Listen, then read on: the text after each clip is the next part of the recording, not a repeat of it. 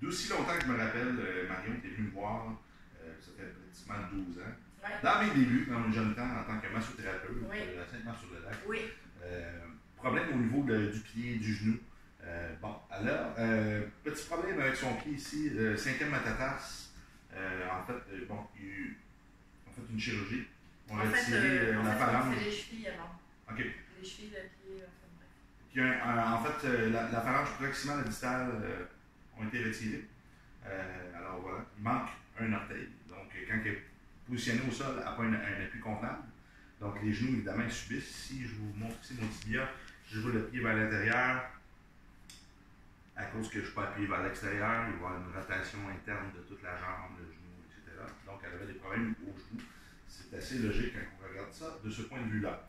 En ce moment, il commence à avoir des douleurs au niveau du pied gauche aussi. Du pied gauche sur le métatarse, au-dessus. Sensibilité nerveuse ici, un peu, c'est ça que tu disais? De ce côté-là, externe. Externe surtout? Ouais. Ok, Ouais, parfait. ici, là. Parfait, super. Quand je dis super, c'est pas, je suis content Non, que c'est tu pas souffres, en génial. fait. Ça veut dire super, c'est précis, c'est reproductible. Donc, quand une douleur est reproductible, il y a une raison un petit peu plus structurelle. Les douleurs fantômes qui partent, qui reviennent, on commence à penser peut-être à de la somatisation, on peut penser au corps vital aussi, les méridiens, les chakras, ces choses-là.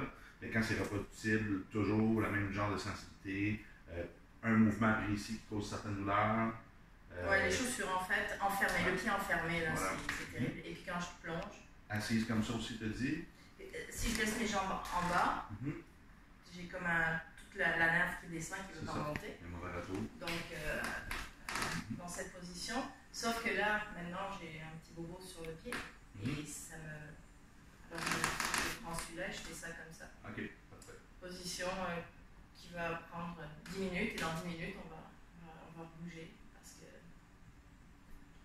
On veut toujours s'adapter. Ce qui arrive, c'est que la douleur, au départ, était probablement plus au niveau du pied droit. Ouais. Là, il y a une adaptation. Puis, éventuellement, le corps ne sait plus comment s'adapter efficacement. Il y a des douleurs un peu qui arrivent n'importe où. Puis, qu'est-ce qui va arriver? C'est qu'en thérapie, les gens vont venir me voir. Non, mais je traite ça comme elle est venue me voir. Elle dit mon pied là, il y a une douleur là, puis c'est ce pied-là. Tout le monde va aller consacrer du temps où la douleur est. Mais il faut arrêter de courir après la douleur. Hein? Dr. Perry Nicholson disait ça, stop chasing pain. C'est vrai, parce que la douleur, c'est un signal. Ouais. Mais qu'est-ce qui a amené cette information-là à cet endroit-là? C'est probablement, encore une fois, toujours des problèmes au niveau de l'autre pied. On parlait de sensation un peu périostite au niveau du tibia antérieur. Ouais. Okay. Évidemment, Marion, je ne la vois pas souvent. Très peu souvent, en fait. Les techniques changent constamment. Puis en ce moment, on va essayer vraiment des nouveaux trucs pour voir comment ça va adhérer, comment ça va tenir, en fait, puis comment qu'elle va adhérer au traitement, parce que c'est toujours ça. Toujours. Il faut faire des exercices. On va voir qu'est-ce qu'on a à faire aujourd'hui. Ça va être super intéressant. Alors, tout bon plan de traitement devrait commencer par une vérification des troubles bioélectriques. Dans son cas, c'était correct à la première vue. C'est des techniques qu'on enseigne dans le niveau 1. Avec la polarité du corps. Deuxième chose, vérifier les réflexes primaires. Dans son cas, le réflexe archaïque, vous êtes habitué à cette terme-là. Son réflexe de paresse de la peur était bon. Babkin, évidemment. Si on a un petit problème. On a le réflexe de Moreau aussi est bon. Quand je suis arrivé au réflexe palmaire, tout était beau aussi. Maintenant, le réflexe plantaire, les médicaments peuvent dire le réflexe de Babinski, mais ça deviendrait un diagnostic en neurologie pour dire qu'il y a des lésions au niveau des moteurs neurones supérieurs. Pas vraiment intéressant.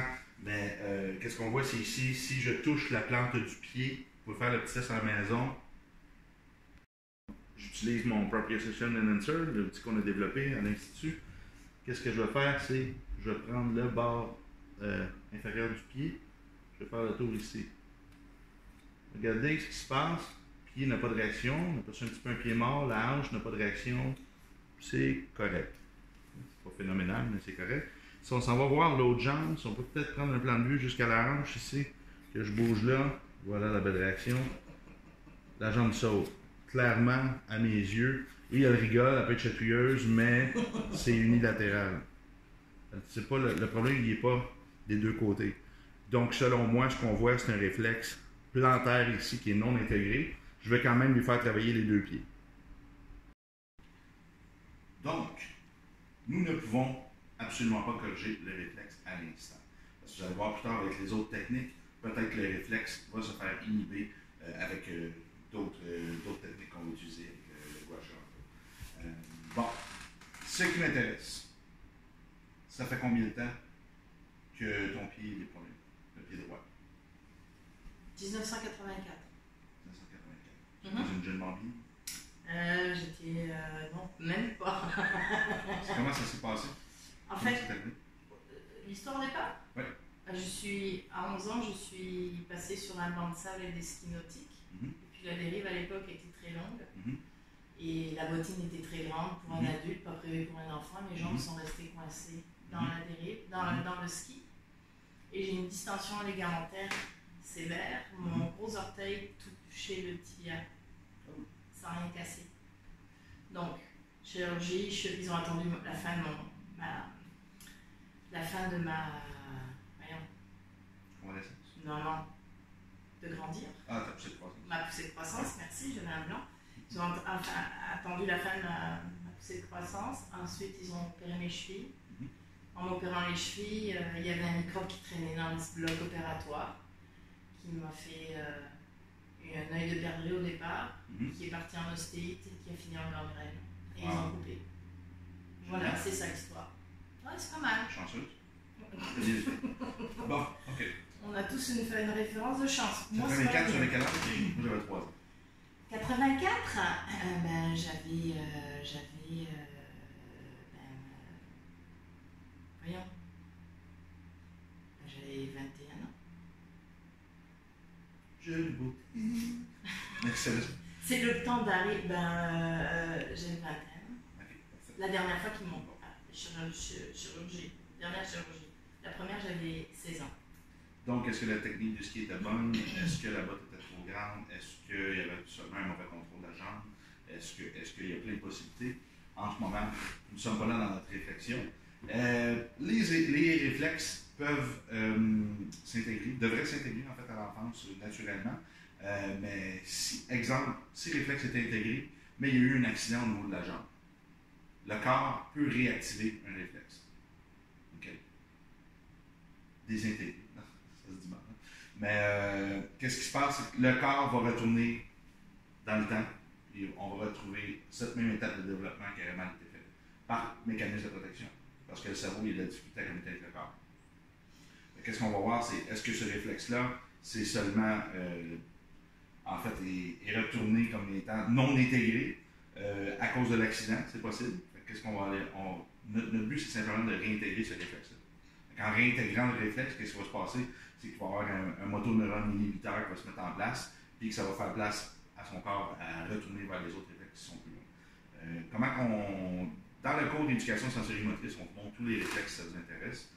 Pour évidemment que le cours sur le pied fonctionnel, on va montrer la réintégration de ce réflexe-là en soi.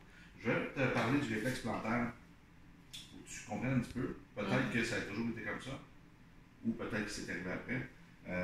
Ils vont dire le réflexe plantaire est similaire au réflexe palmaire dans la mesure où, en caressant ou en exerçant une pression sur la plante du pied, ce dernier se replie, de même que les orteils, comme pour saisir ce qui touche le pied. Les effets possibles du réflexe plantaire non intégré, ça va être difficulté à apprendre à marcher. L'enfant court bizarrement.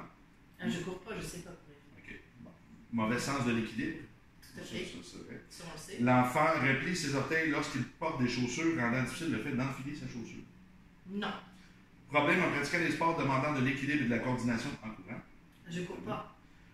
Douleur dans le bas du dos en marchant ou en se tenant debout. Oui. Douleur au niveau des tibias. Non. Tantôt, périostite. Ah oui, oui.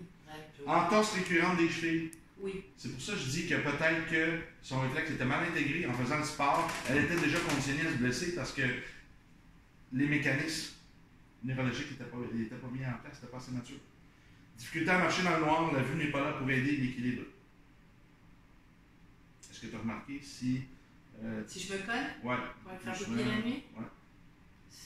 Il faut que je me repère vraiment dans l'espace. Les yeux, côté lui-même aussi. Non, pas nécessairement. Okay. Quand je sais où je suis, ça va. Parfait. Excellent. Donc, on s'entend ce que ça doit faire longtemps, en fait, que ces réflexes-là sont pas intégrés. Ça a juste amené des conséquences. C'est bon pour chaque personne de vérifier ça, ces réflexes-là. Sinon, il peut arriver des conséquences. On va toujours mettre le dos sur la structure, la botte, l'événement, le truc.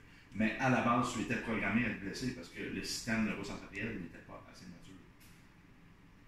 De toute façon, c'était pas adapté à moi. Écoute, à l'époque, c'était comme on va faire un essai, on va s'amuser, et puis voilà.